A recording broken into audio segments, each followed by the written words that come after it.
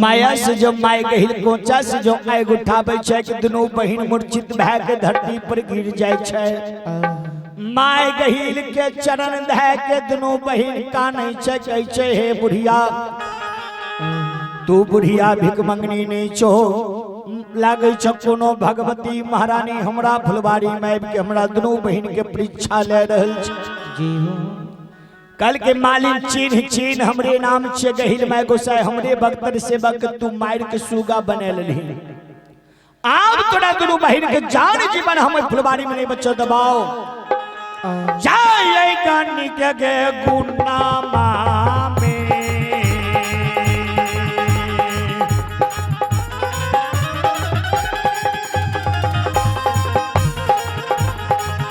आए गई मालिनी आए गानी के गुनामा में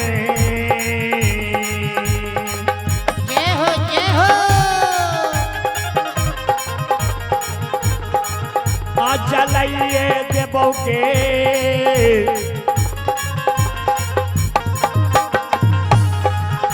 अमलिनिया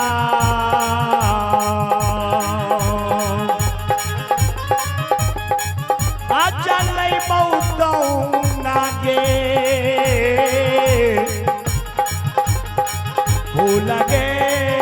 हे बा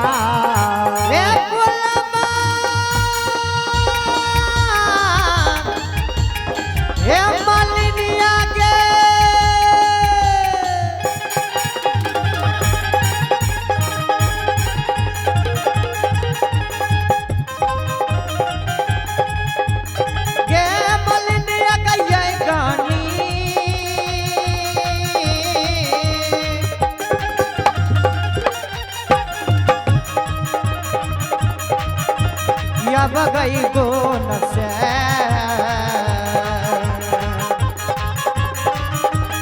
के मलिनिया गाने गए गोन से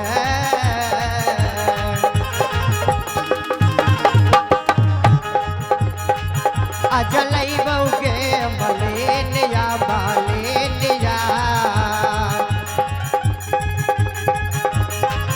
ये जलई बगदाऊ ना गई को फुलवा अग्नि के गुण में तोरा दुनू बहिन के जलाए के राग छाड़ के देबे। मां गहिल की शब्द वाणी सुन के दौना के मलिनिया जार से बेजार कानै छै। जी हो मां गहिल के मलिनिया कहै छै हे मैया हमरा से महान क्रोटी अपराध भए गेलो ये छे माहे करियो जय हो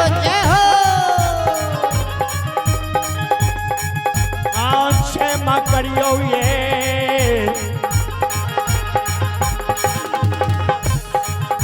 गहिल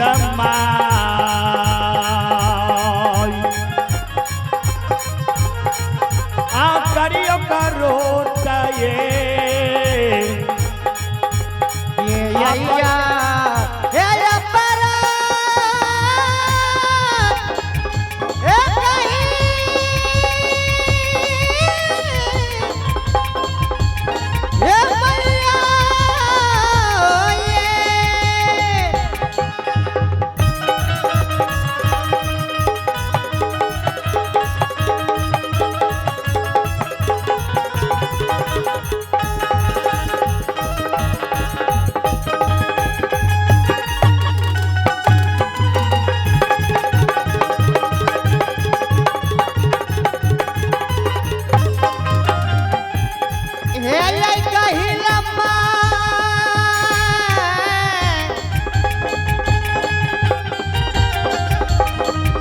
जगती जननी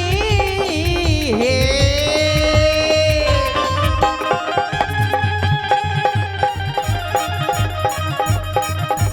के मोहमाया गछे भागई कार के कहिल माई छे